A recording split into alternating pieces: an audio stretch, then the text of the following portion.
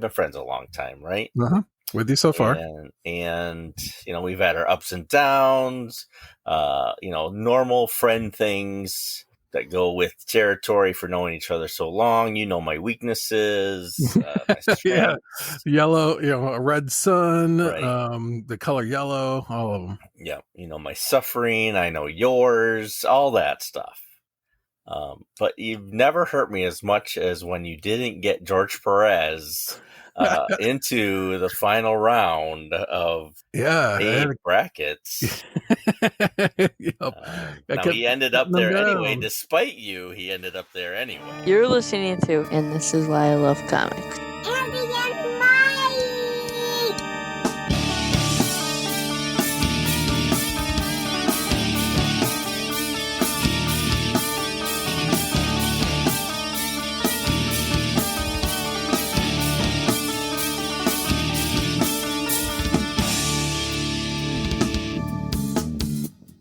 We got rotisserie chicken going next to me, man. And welcome to another episode of And This Is Why I Love Comics. I'm Andy. And I'm Mike. And we are here. We're the podcast of old men talking about comics. We're old friends, and we just like to chat away. Welcome to the 4th season. This is episode 1. If you're a new listener, then welcome. I said that already, but I repeat that a lot. I'm old. So there's that. And my memory's failing. I don't even remember what I just said. But, welcome to the show. We've got some new listeners, and I appreciate that very much. We kind of review, we go over our lives, we pick a title or two, we review them. Sometimes we'll have guests on. We need more guests this season, I think. We're kind of crotchety, but that's okay. Personalities for podcasts, not for... Yep. We know our audience. Most of you are crotchety too, so hi, welcome. Yeah, we're opinionated enough to fit the internet. We're going to discuss today, and Mike wants to really get into it right away, so I'm all willing and able. I'll tell you my background for the new Teen Titans in a second. But we're going to discuss, this is an ongoing episodes series. We're going to go through the entire run of the new Teen Titans, at least I'm going to say through the deluxe, the Baxter 12 issues maybe, and we might stop after that because it didn't get much better after that. But so we got like 50 issues to go at least. We're going to review 1 through 6 right now, today, in your ears. Mike has never read them. Nope, never even touched the book. And I am a fan from the get-go, from day, maybe of the new Teen Titans. Yeah, actually, my first issue of the new Teen Titans was issue 12. So I was a little late. I was a year late to the party. But my friend at the time, whose name I think it was Rob, he collected comics. He let me borrow an issue, and I read it and was hooked immediately. Tried to go back and buy earlier issues, but they were already spiking pretty high, at least the ones we're reviewing tonight. It took me probably 5 years to get these issues that we are reading, because they went super high, because they, those issues back then in the 80s, they were selling more than the X-Men were, and the X-Men were really hot back then too. So this was DC's version of the X-Men, sorta. I mean, it was at least competing against them. My background is I started at issue 12, buying them personally, and then, back then it was kind of hard to get sometimes, so I'd get a missing issue here and there, and I have stories about how I got these missing issues that'll go through when we get to those later on in a different episode. Actually, these, like the first 5 or 6 I bought at a flea market in Allegan, I think, from a dealer who was selling them and maybe didn't know what he had. But I did. And so I bought them all when I saw them. and was happy that entire year because of that. You know, it just thrilled me. I needed nothing for Christmas nor for birthdays. Right. I got these issues that I wanted. Yeah. So New Teen Titans, Marv Wolfman, George Perez, Romeo Tanghal did some of the inking on this, and there was a couple guest inkers. And actually, issue 5 was drawn by Curt Swan. Mm-hmm. So, yeah, we can talk about that. You had some questions, and I don't know if it's while we go through questions or you want them answered right away questions. Now, there was a special preview issue that was in the DC Comics Presents. I think it was a Green Lantern issue. It was like an 8-page preview that DC wanted Marv and George to draw and write, and so they whipped that one out too. I have some questions on that very issue. Yeah, and DC was doing that for a few of their books, because I know that's how Masters of the Universe got introduced, was that they were a 16-page preview. Yeah, and they did Captain Carrot. Yep. And I want to say Amethyst, maybe, or Arian, one of those two. Yeah, they're kind of like off titles to help bolster the sales of those. Atari Force, maybe? Yeah, I don't know. But yeah, it was kind of a gimmick, which worked. I mean, DC always had backup stories anyway, so this kind of felt kind of akin to that. Yeah, that's for sure. And the first six issues, I mean, they kind of were one thread of a story. Not totally, but for the most part, they were.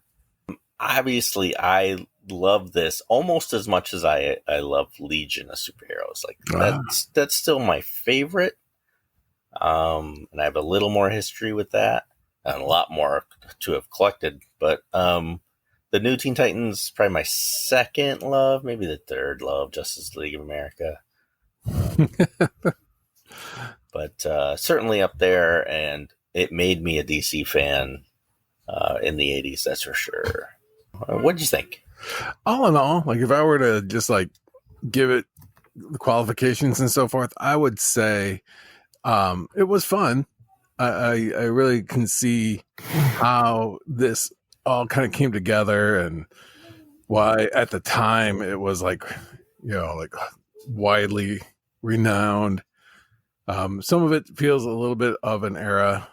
Volume that I grabbed was issues 1 through 8 plus that 16-page deal, but it had an introduction that Marv Wolfman put together, and I thought that was actually probably some of the best information regarding the series.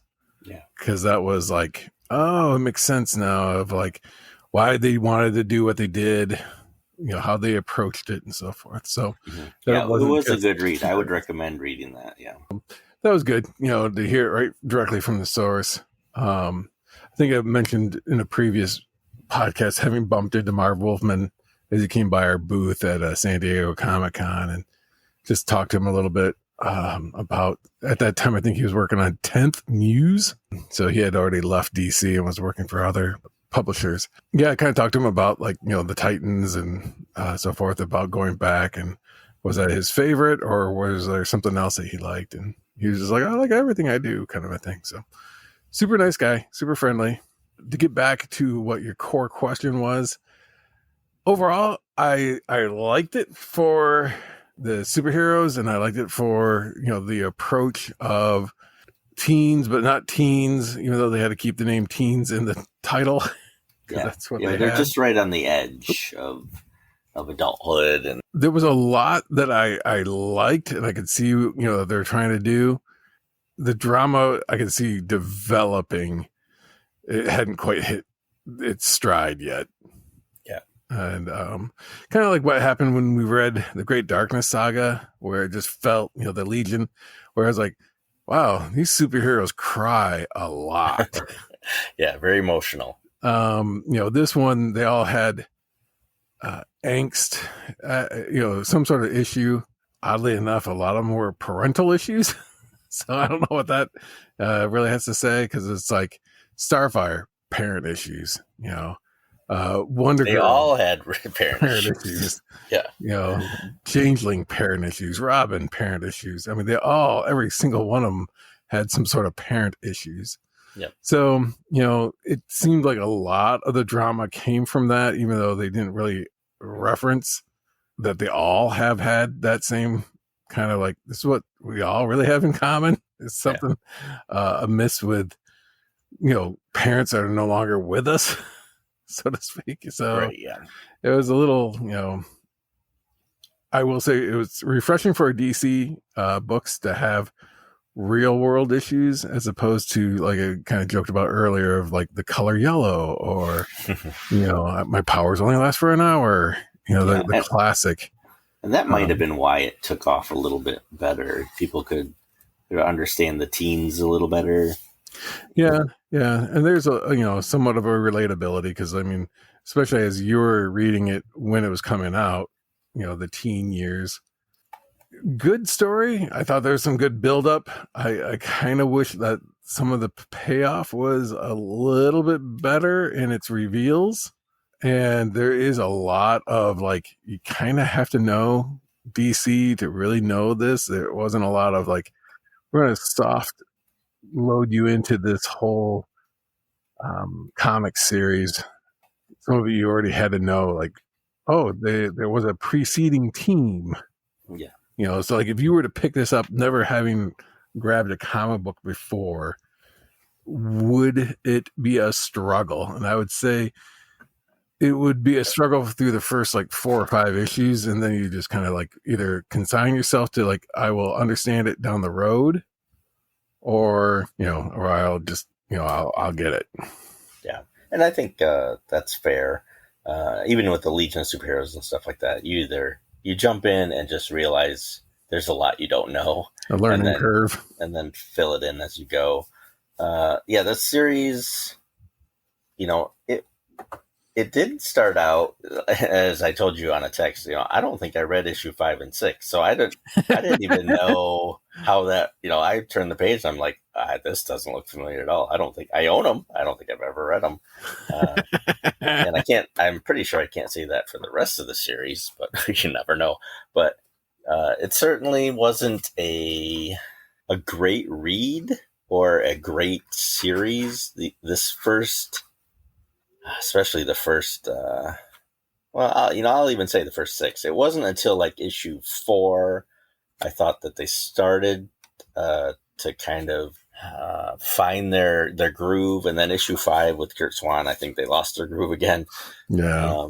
And then issue 6 kind of had some, okay, this is more of what I remember. And this is kind of why I wanted us to go through the entire series, because I want to see if you feel the same way I do as the series progress, and see if it gets great, because my memory is about issue 20 is when the series is fantastic. This is Dark Phoenix X-Men, status. And it wasn't here. It wasn't there on these issues. That's for sure. It was a lot of introduction, so I understand. And they were just finding their groove. I think like around issue 12 and stuff, I think a lot of it is really good. Certainly the preview did nothing for the actual story. It was a weird, dreamy, trippy introduction of the characters, but it didn't really happen. But did it happen? And it was, multiple timeline. Robin was daydreaming about it, but did it really happen? And it was, I didn't realize how wacky and whether it even actually happened. Like it did it, because they don't talk about it later. You introduce all these people, and they eventually do team up, but did that story, did either one happen, or was it all just a daydream? I don't know. Who knows what Marv Wolfman was thinking? Yeah, because that was, at the end of it, it's like, I don't. Even Robin goes, I don't understand. Right. One of his You and me last. both, Robin. Yep. Welcome to my world. It was a little bit like, yeah, it would be great if there was like a payoff that he does reach that moment of like, oh crap, here's where I came in. Yep. That there was what is that called? When they time travel, a perpetual loop. Yeah. That they're going to get themselves stuck in. And it's like, oh, here's when Robin shows up and he has that weird, like, who are you guys? I've never met you before. Yeah. And then it's like, oh, holy crap. That was in that preview story. That's cool. They reference or harken back to it. But then it's like, is this just a dream? It's like, don't you remember me? Just kind of a, Jimmy Stewart, like, what would life be like if you weren't, Right. Teen Titans, what's this tower for? And and of course, this was Dick Grayson, this was 1980 or 81 or whatever. But so it was all, it was, you're introduced to some new characters, but it's Robin, Wonder Girl. You have Beast Boy, who changes his name to Changeling, which I actually prefer. But that's because I grew up with this comic. I didn't know Beast Boy. I didn't get Doom Patrol till later. Yeah. And then Kid Flash, he's kind of reluctantly a team member. And then, it's the introduction of Starfire and Raven, who's a lot more powerful than I remember. She could do a lot of things that later on she couldn't do. Kind of defining the character a little bit more. Yeah. I will say that it's one of those where her power level is so high that they were like, we got to find a way to not involve her. Yeah, exactly. She won't actually fight in any of the battles. Yep. Because if she does, she could instantly win. So it's like, why? Yeah. That would just kind of downplay anybody else on the team. Yep. And can I say, Cyborg belongs with the Teen Titans and not the Justice League? Thank you very much. Yeah. This makes a lot more sense. I realized they had to, when the rebirth, they had to move some characters around, and they put Cyborg in with the original Justice League origin, and it worked, but it didn't work for me. No, and it kind of took some of the vitality out of the Titans by putting him in the Justice League, because it's like, Justice League is more of the established, and and now obviously this came out in the 80s, and I hate to say it, but that's quite a few years ago. We're 40 plus years. He's 10, right? That was just yesterday. It was the 1980s. But it's like, so this character's now been around for well over 40 years. And so he's not like a new character, but it's just, he fit better with the angst-ridden Titans than we've got our act together Justice League. I will say the one thing that made Cyborg impressive was seeing the figure that came out for him in the Superpowers toy line. I don't know if you actually ever owned one or saw not a Cyborg, no. But it's like, man, that figure was brilliant. I mean, that whole toy line was amazing. If they could, I know McFarlane's doing the whole the Superpowers line, but it's not quite the level that it was during the 80s. That was the best those figures will ever look, and those characters will ever look. Is he redoing the originals too? No. Okay. He put very few originals are coming out. And none of them have the action features, which they just can't. I mean, not keeping the price point in check. So, not to go completely side, line on talking about that, but there are some aspects that feel similar, but they're not like one-to-one, like reverse engineered from the original line, even in their look. But they're putting out some new characters and some different characters to kind of keep it, engaging in something different. But back on the Titans, I will say, like you said, the preview of him flashing between and a dream-like state of being introduced to these new Titans, and then him on his solo adventure was a little confusing. And if I were to read that going like, this is a preview of what's to come, I would say the art saved it, but I don't think I would pick up the title as a result of this preview.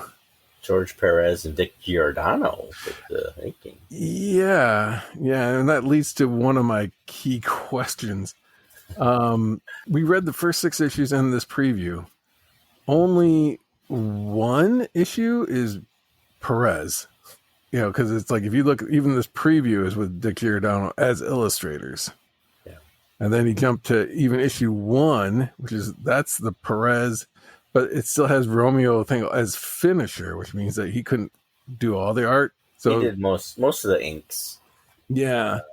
But as a finisher, that usually means that you've had to, like, he either didn't do all the artwork, and there's a lot of panels where you can see that clearly Perez didn't do this page or this page, couldn't hit the deadline or whatever, but there's just like, that's not a Perez page. Right. And then issue 2, same thing happens. And it's like, Perez does layouts, not even the original art. And then issue 3, again, we get hit with kind of like, and you already mentioned Curt Swan doing issue 5. You get the idea. It's just like none of these issues, with the exception of issue 6, actually is Perez doing the entire artwork. Art. Not, obviously somebody else is inking, and that's perfectly good. But it's just issue 6.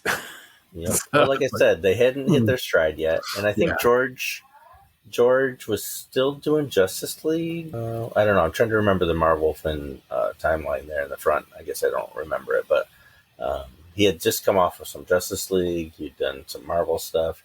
Yeah, I can't make excuses. George, was either on fire or delayed all the time. So it's because he put so much work into it, I think. Yeah. I mean, he was king of the detail. And Gall, I think he saved a lot of this art, especially in the beginning. He couldn't save Curt Swan, in my opinion, but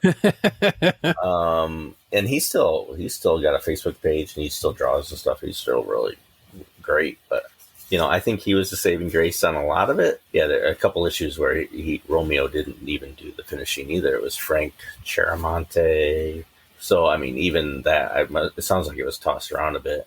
Yeah. And that's what kind of threw me a little, because I was fully anticipating coming into this and seeing like Perez from the get-go and doing it all on his own. And then I don't think it was actually the Perez I loved until the teens. I think he was, he was still finding committed to other way. things, and makes sense.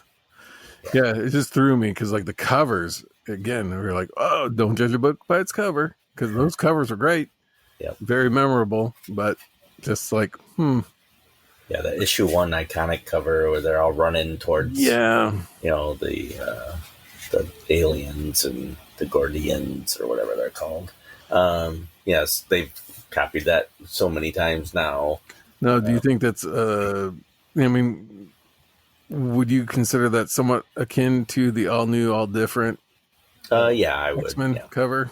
They're just not bursting out of the ripped cover or whatever, and then having the old team hanging out in the background, but it has a lot of the similar like poses, like Cyborg's in the Wolverine spot, Robin's in Cyclops' spot. Yeah, but even that cover, looking at it now, it's not my favorite art from George. They seem a little stiff, and it's a good cover. Yep. But yeah, it's still got a lot of dynamics, a lot of drama to it.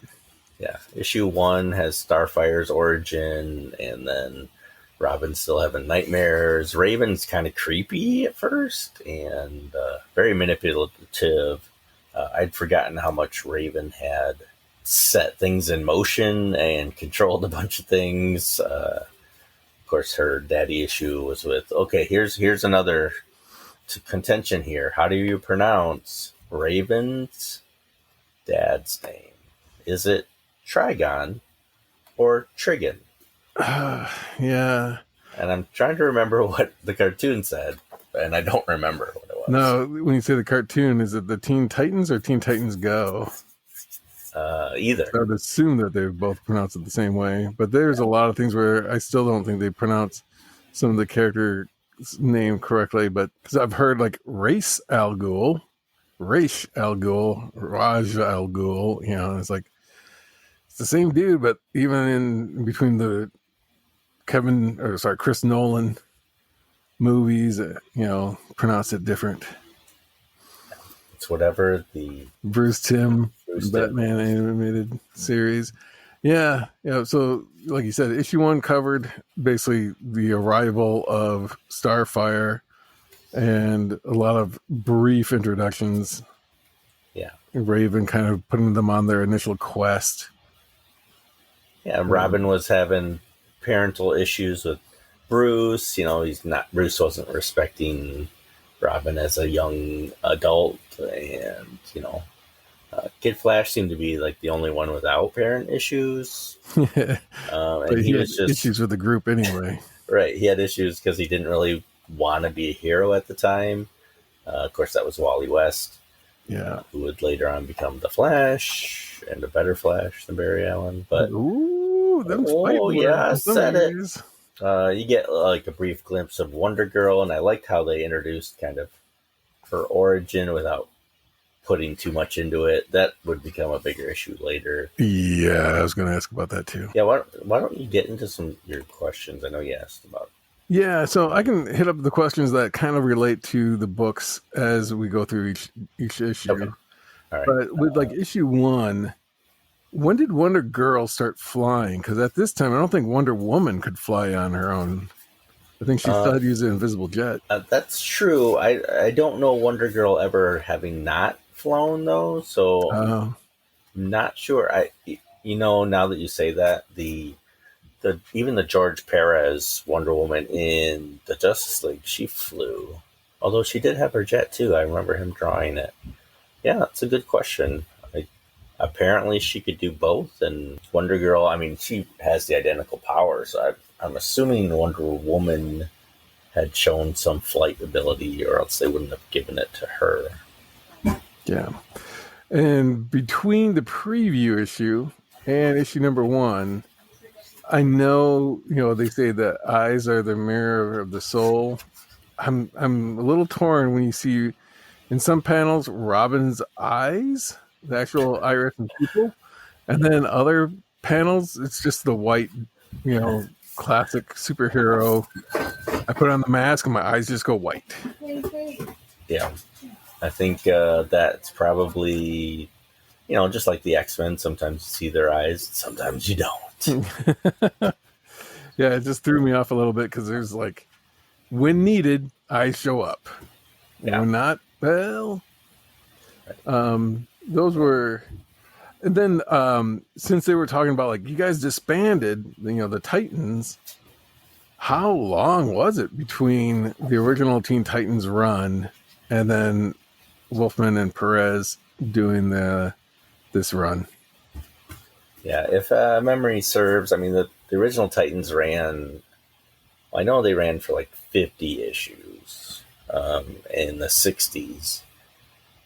So it'd probably been a decade since an official title. I know they had been spotted in certain places, and maybe they had a backup story that I'm not aware of. Mm-hmm. But it was a long time between, like they rested the whole situation because the original series was more, fighting the man and like weird Mad Mod kind of characters. Yeah. And it was very social oriented, social aspects, less villain of the week kind of thing, where this kind of picks up from the 80s genre of superheroes in tights kind of thing. But I just don't think it was a big seller for DC. Certainly towards the end, but they sat on it for a little while. I think I remember Brave and the Bold or two, maybe, that they showed up in. But just kind of a cameo here. They're just kind of keep the rights and to keep them at least somewhat in the know. there is a scene, one frame, one panel in, I think, this first issue. Robin takes off. He's at, Wayne Manor. And Bruce Wayne goes like, "Hey, is there something wrong?"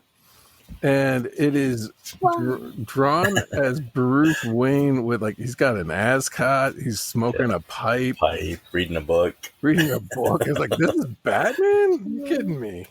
Something wrong, Dick? You're in costume. Need any help? Some of the references is like, if that's so and so, then I'm Jimmy Carter, and it's like, well, that's of a time. Right? Yeah, there was certainly some writing, mostly by the Changeling, that was just kind of cringy, but at the time, didn't think twice about it. It was just part of the flow of the story, and I think overall the story holds. But yeah, there are some things in here that it's just like, maybe. Yeah, and that's where reading the introduction was really helpful, because it showed, Marv Wolfman is like, hey, we got to talk in today's parlance, if you would. Like, what are kids, teens saying today? And it's not, holy moly, gosh, gee willikers. Right. It's like, so they kind of were like, well, this would be something a little bit more topical. Yeah. So it made sense to be of, that time. And this series certainly gets topical later on. There's a famous drug issue, and stuff like that. That's that my memory says it's excellent. So we'll see if it gets there.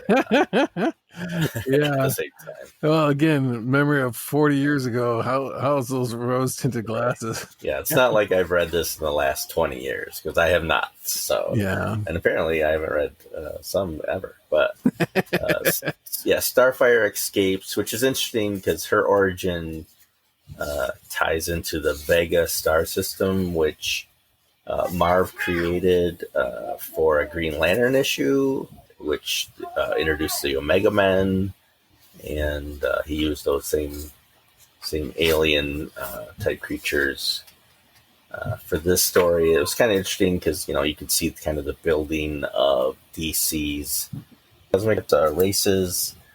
There's one comment in here that Starfire notices Hawkman is a Thangarian, so it's like, they're all interconnected kind of thing. Kid Flash is kind of reluctant to be there, and you kind of right away get the feeling, at least I think you do, that he's being manipulated by Raven.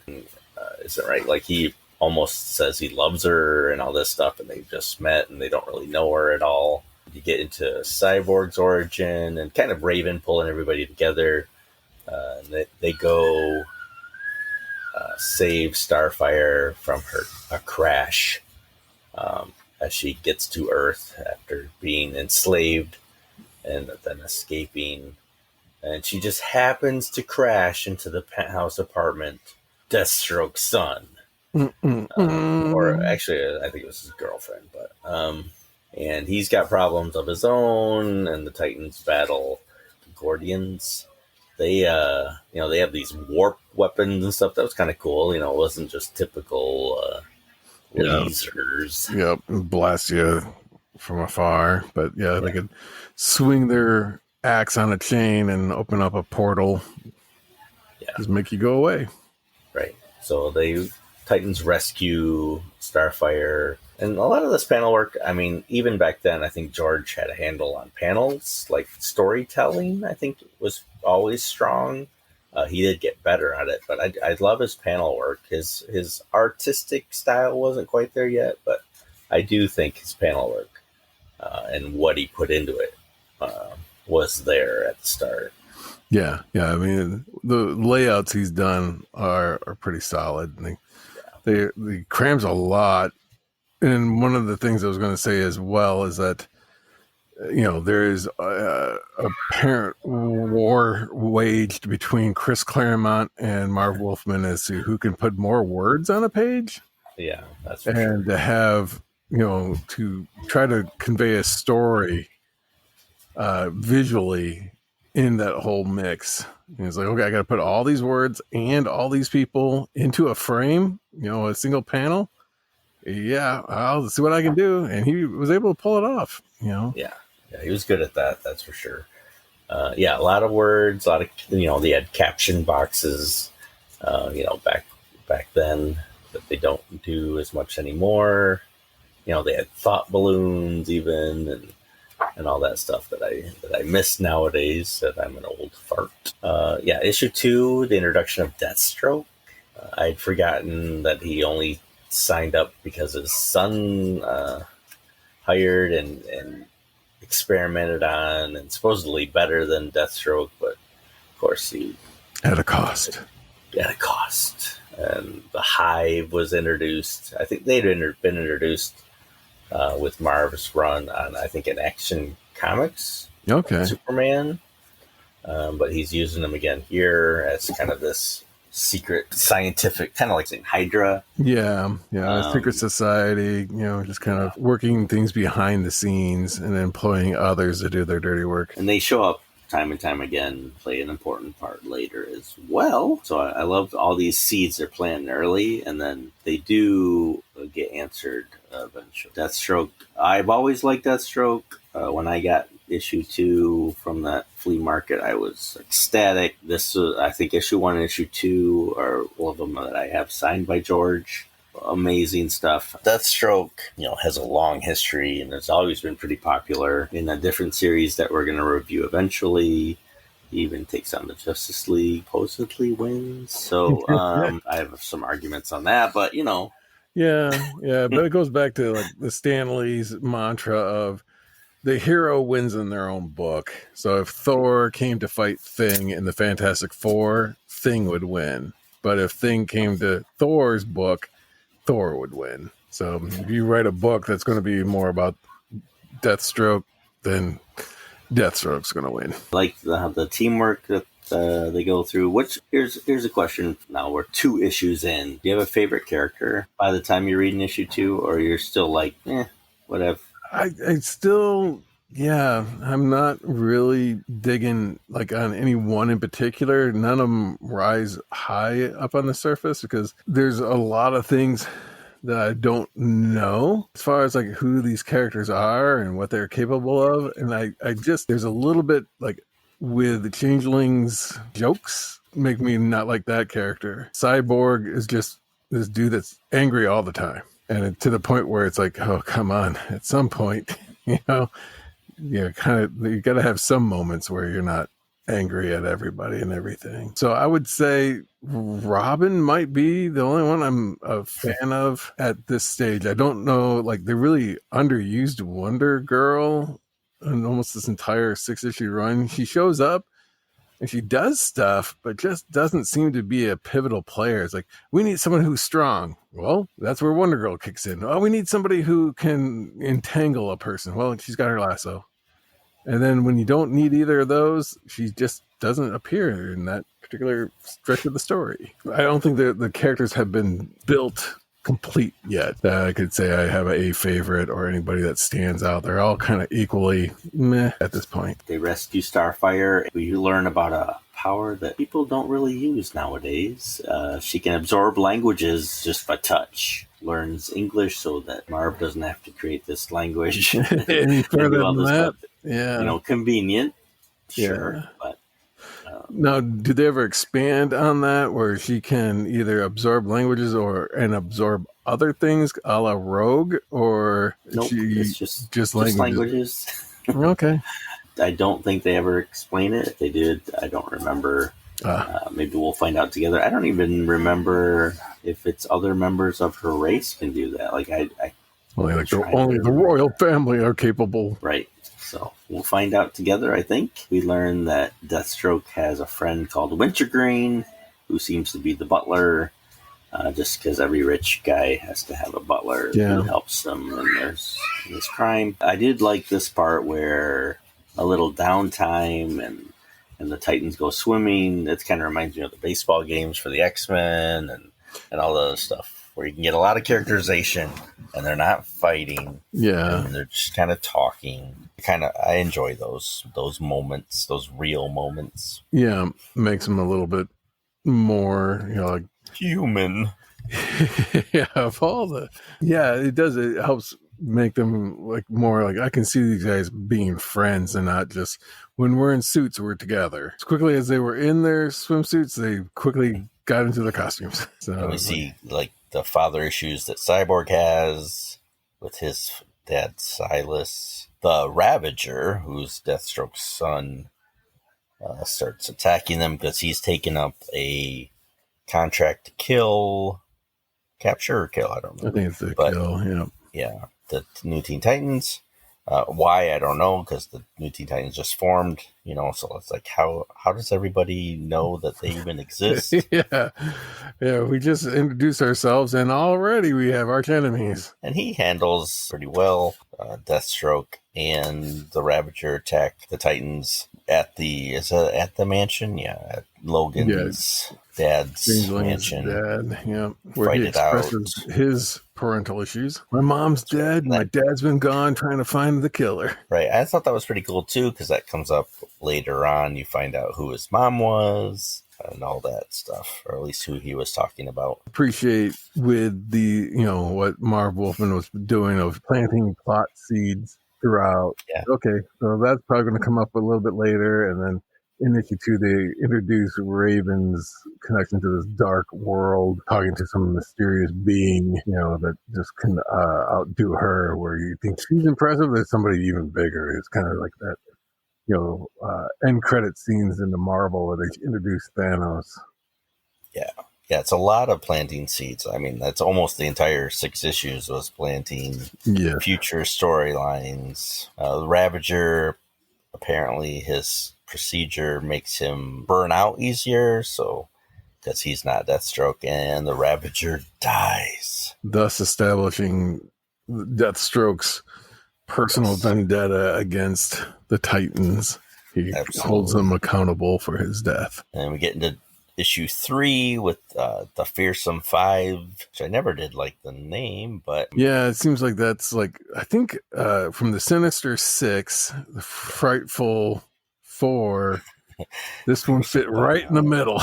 Yeah. Yeah, it's like right. Marvel. Well, DC's gonna steal the 5. Exactly. What was the one from Legion? Wasn't there like the Fatal Five? The Fatal Five. Okay, so it's not to be outdone. They introduced, like, these are new characters as well, except Dr. Light. So Fearsome Five is a new group. I've always kind of had a soft spot for them. Mammoth and Shimmer and Simon, Gizmo. To me, they weren't typical villains that you see. I was eating new characters up at the time, and at the time Dr. Light was a cool character instead of what they made him into eventually. Kind of a joke. Yeah, you get a little bit about Starfire's daddy issues and why she was taken. Kind of like there was a big war, the Citadel, they had to give her up so that the Citadel wouldn't destroy Tamaran or Tamaran, I don't know. And again, you have a group hunting down the New Teen Titans who just formed.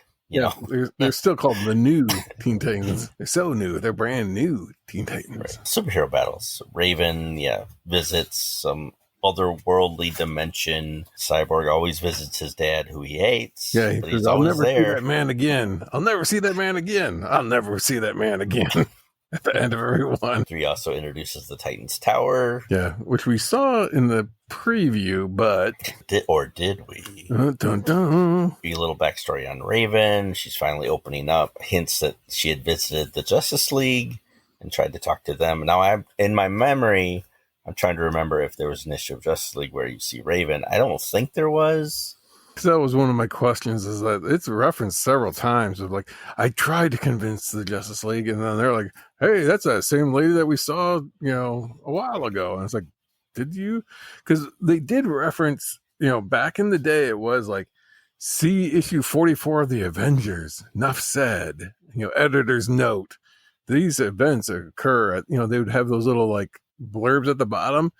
And there was, one in here where it says like, see issue 2, and it's like, okay, that's good. They do reference it, but there was zero reference of like, she met the Justice League in Justice League 48 or whatever, Yeah. It would have been, like 190s that she would have showed up. I don't remember that at all. So I don't think she did. Maybe I'll do a little research for next time, but I think it was just she did, but it was off panel. You find out Simon is working for Trigon, which is how I'm going to pronounce it. I never did like Simon, but there's a big battle. They actually beat the Titans, and Raven decides to go visit the Justice League again. Now, issue 4 was my favorite of these 6, probably because the art was George Perez, and he was drawing his Justice League, which he had just done a run of. He can draw. That's the group I remember loving back then too. So, my 2 favorite groups together. Yeah.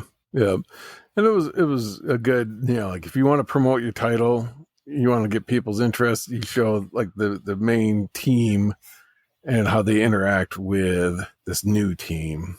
And so if you're a fan of the Justice League, you'll buy this issue. Justice League, Zatanna. Yeah, Hawkman, the Atom, Batman, no Superman, Green Lantern. Yeah, there's a few questions that I've got, and mostly it has to do with like, do these characters? There's like 3 almost Jack Kirby's Odin-looking dudes. The old bearded men. Yeah. Do any of them appear in any other books, or is this the only instance you'll ever see of these 3 people? Nope, you do see them again. Okay, because it just seemed like, boy, there was an investment, and they were talking about, Necroma Force. Chroma Force? I don't know what you want to call it. Necroma Force. Yeah. So I don't think they're ever spotlighted like you want them to, but they do show up again in the background. There were some things that were like, obviously, again, introducing parental issues with Raven. 2 things happened in the previous issues where Starfire blasts somebody and it doesn't affect them. And goes, this has never happened before. And then blasts another mammoth. Oh, this has never happened before. It has no effect. It's like, okay, you said it twice in like 2 issues that this has never happened before. And that was a little odd that it's like, Starfire has really short memory and like a goldfish. Yeah, so that kind of threw me off a little bit. And then coming into this is like, how is she going to fight, any of these people? And it just doesn't seem like any of her powers really phase anybody. It's like, I got all this massive power. She's our powerhouse. In fact, I think they even call her out as the powerhouse of the team.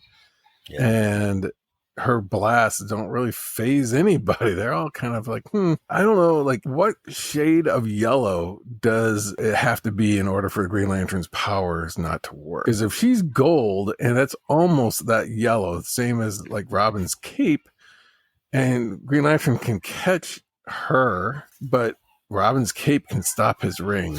Yeah, I think on the spectrum of yellow, there was just very much specific, of a hue. I guess.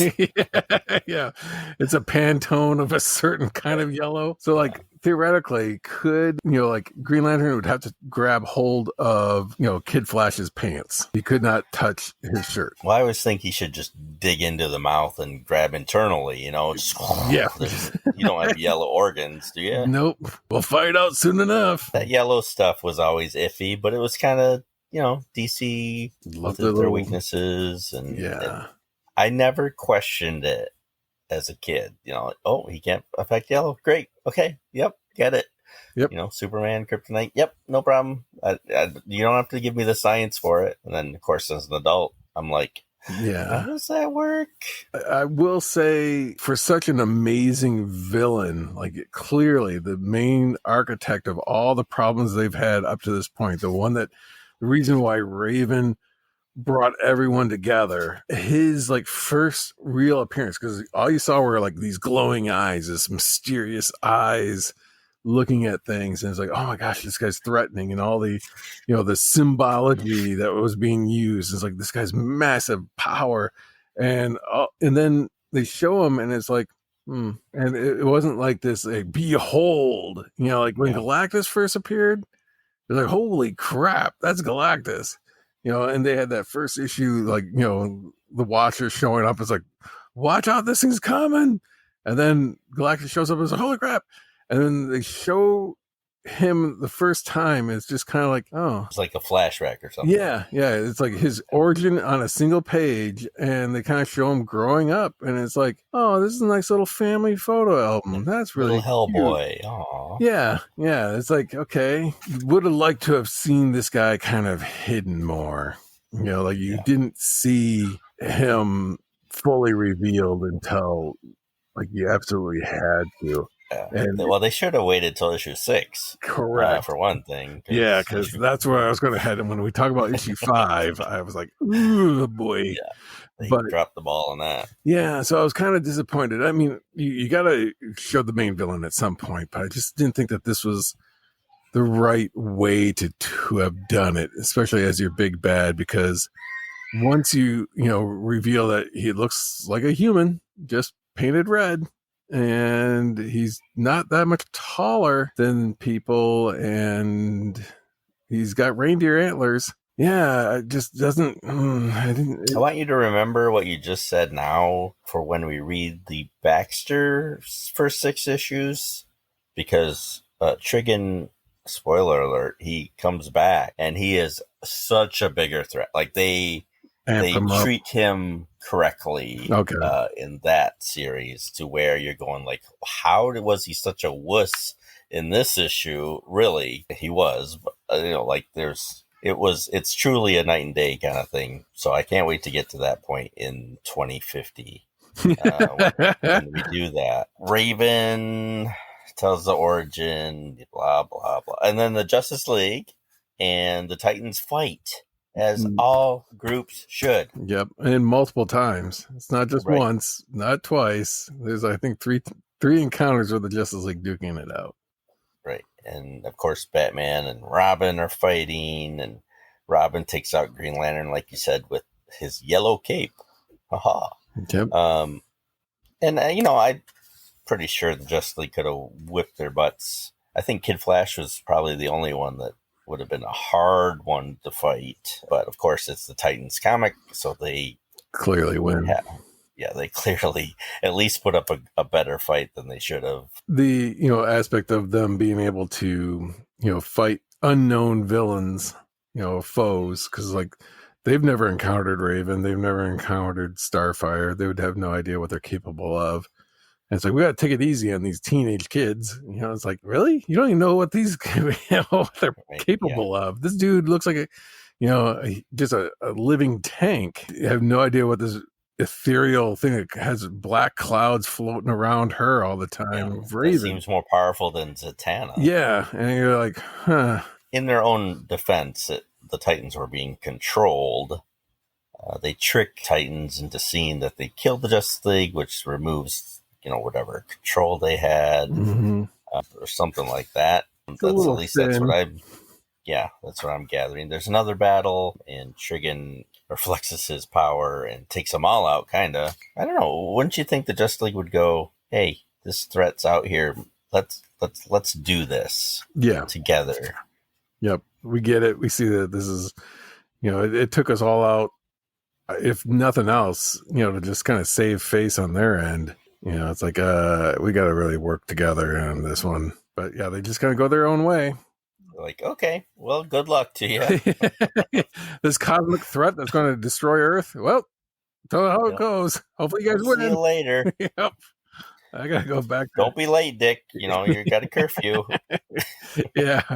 And it's like, clearly it should have led to a bigger, global threat that would bring in all the big guns on this one. But it was just like, nope, it's still the Titans. So we're going to have teens with attitude take them out. Yeah. That leads us to issue 5, which the cover is great. Yeah. There's this guy that Goron, you assume Trigon sends to defeat the Titans. Any Herald of Galactus. Right. Boy, this feels very familiar. Guest penciler Curt Swan and Romeo Tangal. Yeah. Now, I like Curt Swan when he does some classic Superman. Apparently don't like him when he does New Teen Titans. And now his Raven was really gorgeous, but that's about it. Yeah, I will say that, when he's drawing the characters, he gives them a good look. The monster is just this Goron, right? I thought it was a cosplay guy. It's not threatening. No, he actually looks like like a comedy monster. Yeah. Like a Abbott Costello meets Frankenstein. Abbott meets Goron. Yeah. I mean, some guy in a suit. Yeah, he's got this, Perez did this giant head, threatening claws, these massive hands, tail full of spikes. Open it up, and it's like, did they just put a costume on a dog? It's just like, what is this? The hands are not threatening. Yeah, there's not really a huge amount of muscle. A lot of times it falls back into just human proportions. So like the head is scaled, to that size of a body, and as much as, like you said, huge respect for Curt Swan and his career at DC and his longevity, and he's able to be very amazingly consistent in his drawing of his characters all have their own look and everything about it.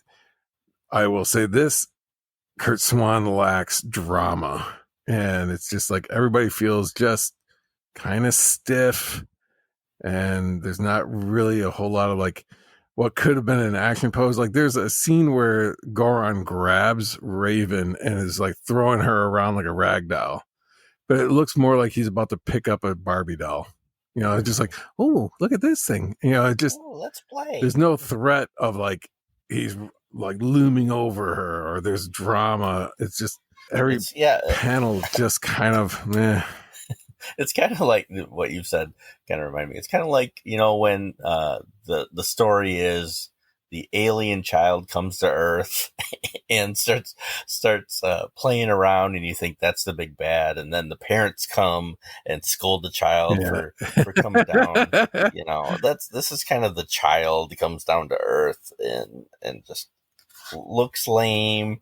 The panel work doesn't work at all. I mean, that's not the only problem with this issue is the bad guy, but that's the biggest one. Some of this issue, I don't understand. Like, he draws like you said, the superheroes pretty good, and if it was just them, it would have been a fun issue to read. But just the drama and some of the pacing, like some of the characters split up, but then three panels later, they're all together again, and you have no explanation on how he got there. Like Kid Flash and Cyborg stay behind while the others go try and help Raven, but turn the page, there's Kid Flash, and then Cyborg is 5 panels later. Like, how did they get there? I don't know. No, they just crossed the page just like you did, and they just got there the same way. Yeah, that's a little awkward. The storytelling, and I know they're trying to like, Kid Flash realizes that Raven's been manipulating him the entire time, and he's trying to deal with it. But like you said, very next page, hey, I'm there. I'm over it. We're good. I understand that's the Kid Flash, but then Cyborg too just shows up 2 panels later. He doesn't have super speed. Yeah. It was just like, okay, you guys got a head start, like pages of a head start, and then so they wind up fighting the Herald of Trigon, and they quickly dispatch him, and they dispatch him by having him fall down. And that's David Goliath. Yeah. It's like, they're able to join their forces and they defeat him. And it's like, okay, and then we get the big bad gets revealed. And in some ways I've already seen him. Yeah. So he's kind of like hidden in a cloud, but it's like, this arm comes out of a cloud, and then you see 3/4 of his body, then him in silhouette, and then the same 3/4 of his body, and then the full page was reveal. He yellow to you in those pages? Yeah. Okay, it wasn't a misprint color. That's him. Tall antler guy. Yeah, and then he's got a flower clasp, like a bow tie, and it's just like a loincloth or whatever. Yeah, with a happy goblin in a very a conspicuous place, hiding his happy goblin. Yeah, it's like, well, that's him, huh? It's at a standard eye level I mean, like, I'm thinking from, even the how to draw comics the Marvel way. It's like, while this is a good pose, it's not a dramatic pose. It's not like this dude's lording over her. So it should have been like a worm's eye view, and you see her cowering, and then you're looking way up at this guy, just kind of like legs that, stretch as far apart as they can be, and, a true like Doctor Doom pose. But this is just kind of like, this is what it would look like if I had a Trigon action figure and I just took a photo of it. Just like, yep, I just got to kill him so he doesn't fall over.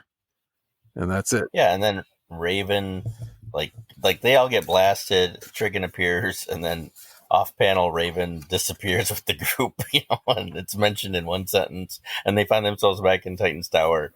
It's like, oh, didn't this just happen before? Like, they got captured, and then they find themselves in Titan's Tower. It's like, okay, what cycle are we on here?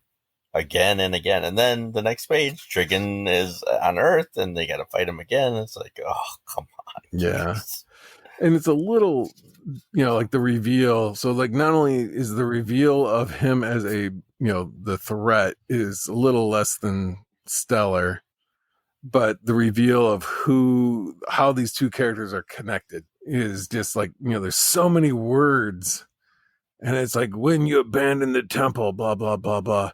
And I had hoped you would rise, blah, blah, blah, blah, blah.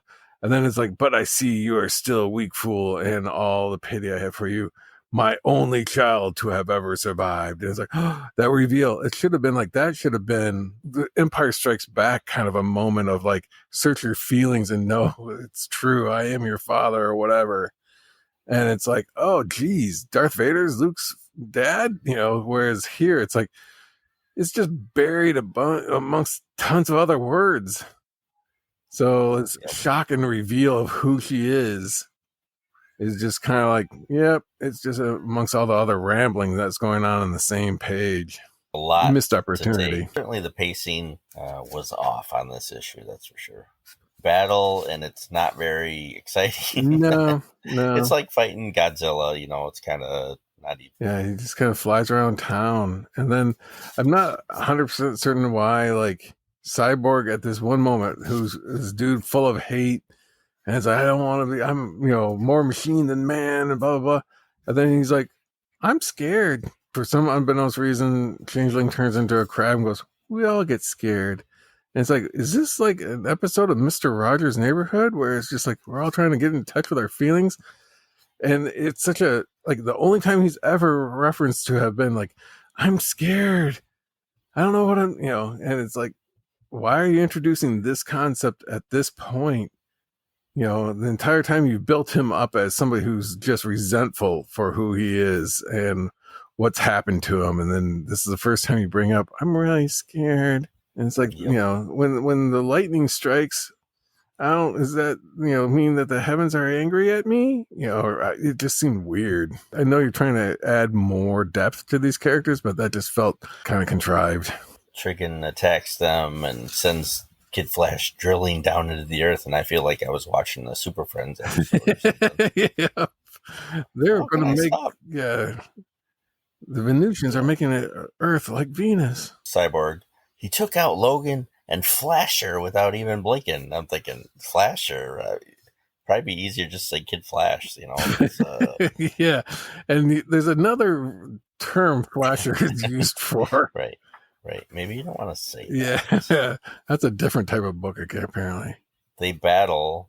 Raven disappears, goes to talk with their people on Azarath, and then Trigon appears again. It's like he's everywhere, and then suddenly the Titans are there. It's like there's the movement between panels is just crazy. There's no flow. I'm sure Marv Wolfman was doing the best he could with Curt Swan. Yeah, what are you capable? What are you comfortable with? I can't get past Trigon's hair. It's like I can see. It's gorgeous. Locks. I know, kidding. It's like he's got bounce and body. It's just like what? It's perfectly parted right down the middle. It looks kind of like Mom's from the 70s hair. Not quite a Farrah Fawcett, but just kind of like, well, we're just going to tuck it behind my ears. Color. Yeah. Yeah, and it's like this doesn't seem like it should have been like slicked back or just like a natted mess. But apparently he's really good at keeping himself well groomed. They battle. Cyborg shoots lasers out of his fingers. I don't know what he's doing, but yeah. and they get taken down again. Azarath's people, including Raven's mom, won't lift a finger. And Raven says, "You can take me with you and leave them alone." Yep. And Trigon agrees and disappears. Again, Silver Surfer sacrificing himself for his planet to Very Galactus. much so. Finally, we get to issue 6. Yay! Good cover. I feel this is where George finally could start, flexing his art. Yeah, it's a little more stylized. Some wonderful panel work. I think this is like his first excellent issue of art. Anyway, whether the story was good or not, we'll see. But like George was on fire on issue 6. Maybe the Curt Swan rest. Yeah, that he got. Bought him some time. We find out Trigon likes to walk around in that loincloth underwear. Again, white underwear. We seem to have a theme on this show. Wolverine can be in his white underwear. Yeah. Hawkeye, usually it's a Marvel thing apparently, but DC struts his stuff, just white underwear. Feels totally comfortable in front of his servants and following, and his daughter just right there, just hanging out. Yep. Walking down the side. Yeah, we find out he's really a bad dude. He'll kill even little girls and stuff like that. Destroy planets. So that sets him up as this really evil monster. Yep, a villain to be contended with. Yeah, and very much this has more of the Perez. There are still some panels that are like, oof. I don't know if the inking went a little wonky on it or he was rushed with a page. Because there are some pages, like the very first page, the opening, tremendous amounts of details, all these buildings, all this armor, people of various ages, and appearances. And then there are pages where it's just like, he didn't draw their eyes. That cloud or that smoke thing is just, it's either his art wasn't on task or the inker just was like, oh crap, I'm running out of time. We get the origin of Raven and her mom and how she was seduced by Trigon and had a baby and how she fell into the priestess of Azarath, and a little more Merlin type people showing up and talking. They can go through these weird dimensions with stairs. I always like the look of that. That comes back later too. How they get to Trigon's world, where they're going to duke it out with Trigon once and for all. Finally, there's a creature that's kind of like Gorin, but actually looks threatening, kind of a big dog kind of creature. And again, there's a big battle. And it's more of a, diversion while Raven tries to talk to her mom. And there's a lot of characterization in this issue, and you kind of see everybody kind of gets highlighted a little bit. I do think they defeat Trigon within like 3 panels, and it's kind of out of the air. Like they work together. They finally show some teamwork, and Starfire and Cyborg open fire at the same time, and finally there's a team, and they shoot him out of some building. It ends up Raven's mom sacrifices herself now to watch over Trigon because they send him to a different dimension, I think. Yeah, dimensional doorway. Yeah, another dimension. And that's it. The issue ends with her being trapped in time and space. Forever having to be the guardian. Forever until she shows up again. Yeah. 6 issues. Six issues in the 80s. I mean, come on. Yeah. I mean, they packed quite a bit. I will say, by today's standards, they did a lot per issue. Today, these 6 issues would have been closer to 14. Yeah, that would have been like a 3-year commitment. Yep. Just to get to that far. The rest of the questions that I have for you, like I said, the Curt Swan kind of doing the official first Trigon in action was pretty disappointing. I was kind of like, why would you set up your big bad and have the guest artist do it?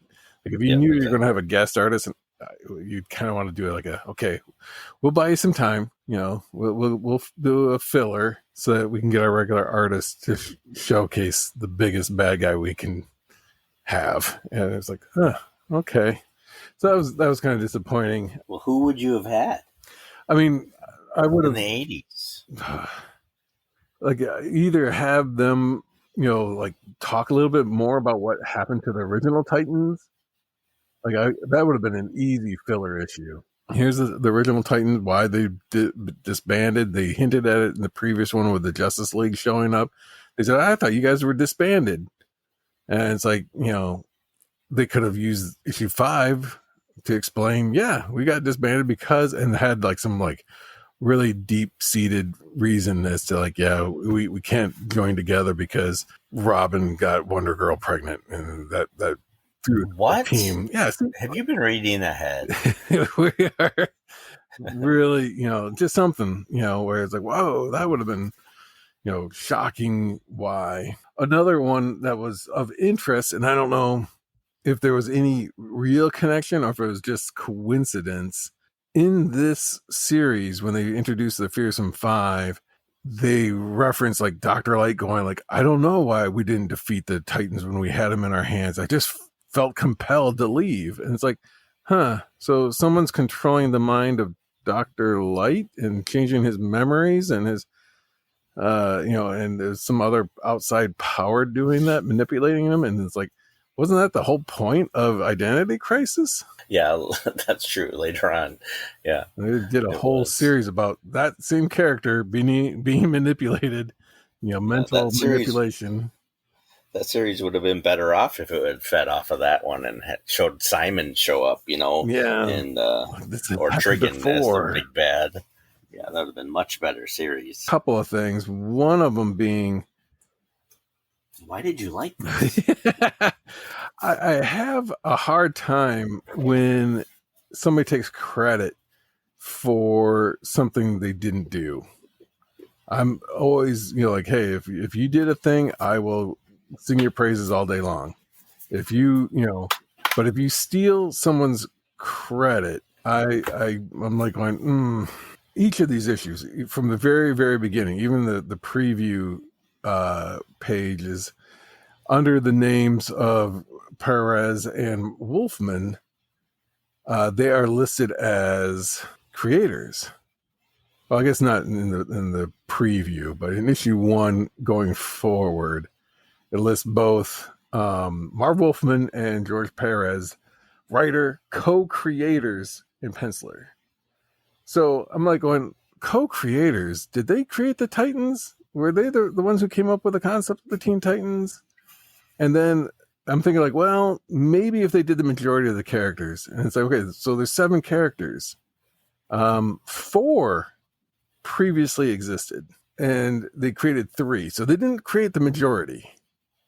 So with that mindset, could Claremont and Byrne or Cockrum say they created the X-Men? Well, that version, certainly. And they are credited as the creators of Starfire, Raven, and Cyborg. I don't think they ever claimed to have created the other characters, but but I think it was more of a, we put all these together, and it was such a successful series. Of course, they didn't know that back then. Yeah, that was like issue 1. They said co-creators. I'm like going, you didn't create the. And then, with the rotating cast of Justice League and so forth, if you created, a couple of the characters, do you get to claim that you created that? It's like with what they've done, more recently, they'll say, Nightwing created by Marv Wolfman and George Perez, Cyborg created by Marv Wolfman and George Perez. But to claim that the Titans themselves, or is it the fact that they call themselves the new Teen Titans? They created that. It just seemed a little like, wow. When the majority of the characters are already pre-existed and in that team, it wasn't like Wonder Girl and Kid Flash were in 3 other teams, and they pulled them together into this for the very first time. It was like, yeah, you kind of made 3 new characters added to the mix, but the rest of them already were there. Right, yeah. So I was kind of like, I have a bit of an issue with that. Just well, they didn't. No, they did not. And maybe they got paid more because they called themselves co-creators. I don't know if that gives them a little extra like clout, that gives them a higher page rate. I don't know. But it seemed like, oof, that was a little bit ballsy to just flat out call you, yeah, this is ours. It's like, no, not really. Yeah. But okay, Bob Kane. Yeah, exactly. This is just me alone. I'm the only one who did it. I'm a genius.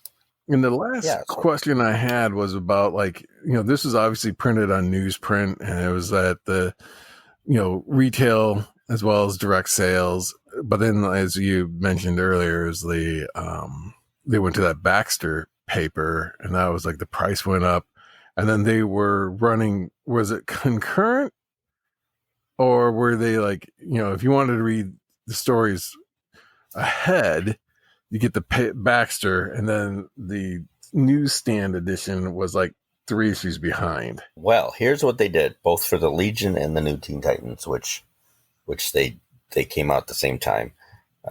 They both did it the initial Baxter run, and there was a year where they were concurrent. They were both putting out books for a year. There was a newsprint version with a story, and then there was the Baxter with a different story. And the Baxter was set a year from the other story. So there was the regular issue was telling the story of that year, and then the Baxter was telling the story from that year on. And eventually, after 12 issues, they caught up and started reprinting the Baxter run in the regular issues, and that lasted for a while. And then eventually that issue, I think for another year, they did the reprint of the Baxter, and then just kind of ended it there. So they were doing like basically 2 Titans books a month. Yes, but George was only doing the Baxter. Got it. They had Patterson or someone who was consistently doing the other run, and the stories weren't as good. I think the main focus was the Baxter. Yeah. I was just kind of curious to see how, when that transitioned over, and the price tag was, very different as well, because these were like 50 cents an issue. What was the price on a Baxter? It was like 125 or 150. So a considerable jump. Yeah, and every time one would jump, the other would jump. So it was always significantly more. But better paper, come on. Yeah, the colors would sit, colors pop. Didn't have that stale milk smell, that newsprint would eventually get.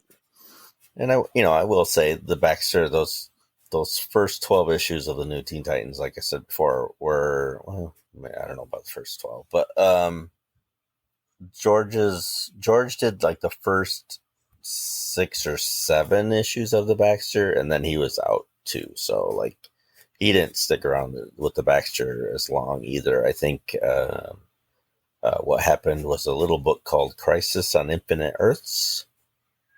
He left to do that, and then never really came back to the Titans until like issue 50 or something. Yeah, not that Donna Troy kind of kicked in. Yeah.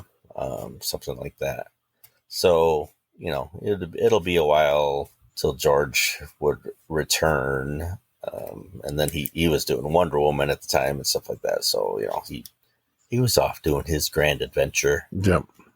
On his own. Moving on. But Marv would stick with it for many, many, many, many, many years, and eventually just kind of ended it too. Yeah, there's a lot of similarities between like the all new, all different.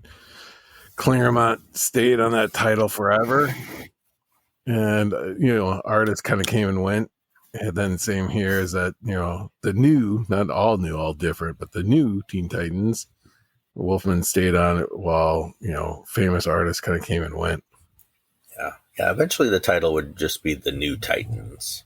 They would take the teen out. If you had any questions about the new Teen Titans, or wanted us to do a similar account with some other series, let us know.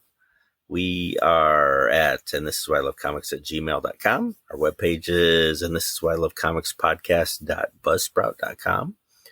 You can join us on the X at and this is why L1.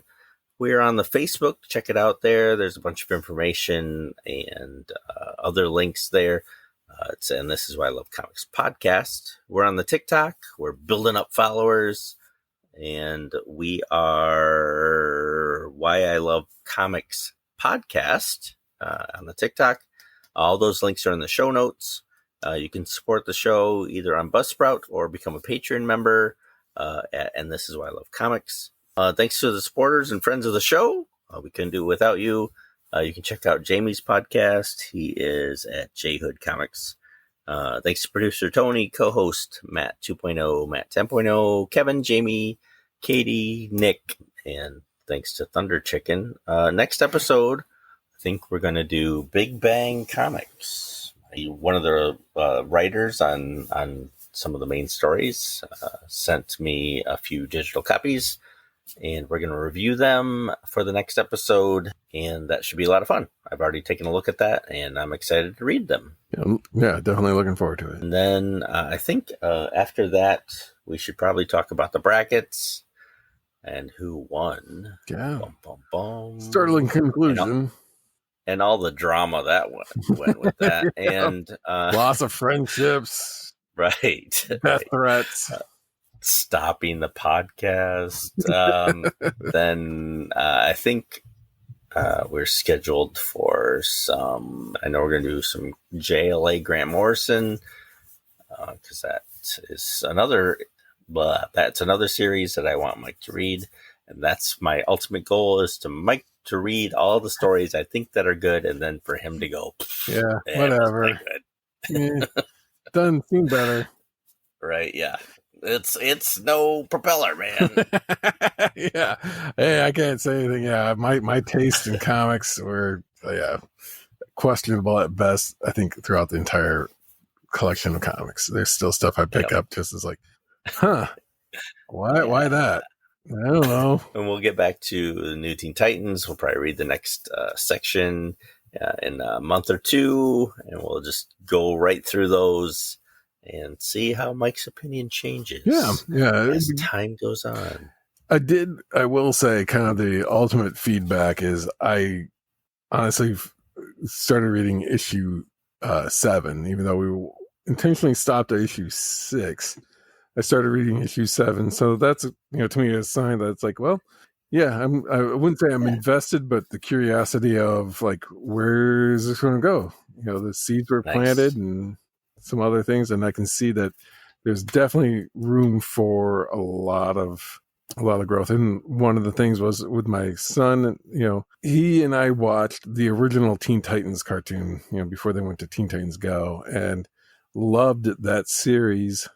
Just like it was so good. Yeah, it was a good introduction. He was very young when that came on, and it just resonated with him. And it's like, hey, this is perfect, for the two of us to kind of like, yeah, oh yeah, did you see that episode? That was a fun episode. And oh yeah, I love Robin. And we were getting all the Bandai toys that were coming out for it. And yeah, he even had like these little, they call them role play toys. So he had like the little Robin orang. I don't think they call them batarangs, but had like a Robin utility, belt of goods and stuff like that. The Flasher orang. Oh, the Flasher. Yeah. I will say that was kind of also getting annoying. I know they're trying to show some sort of familiarity and so forth, but I was like, Robbie, Robber, Robin. They barely ever called him Robin, but they called him everything but. Yep. And I was like, okay, I get it. Let's move on. Your friends, I get it. Okay, Mikey. Yeah. It's like Andykins. Right. Yeah, I was just like, oof. And thank you for the podcast. I'm Andy. And I'm Mike. and we'll hear you next time. Wait, we'll talk to you next time. We can do that. I'll get that right sometime. Eventually, I'll get one. We hear voices in our head all the time anyway, so. That's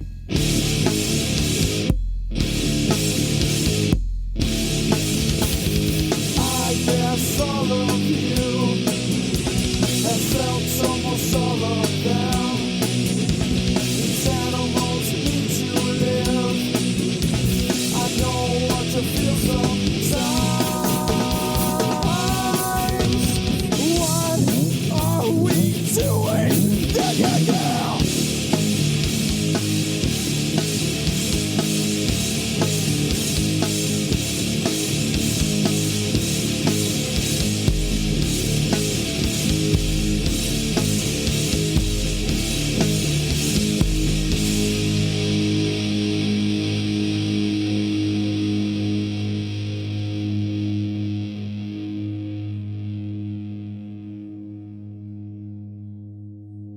I don't know. Can you hear my fan going in the background at all, or no? No, I can't. But I am half deaf, so But I haven't turned my fan on because I bet you'd hear mine. So yeah, it's like they got rotisserie chicken going next to me, man. It's cooking hot. I'm with you. I'm sweating it out up here too. It smells like Pellerito up here. Right, comic books and Pellerito.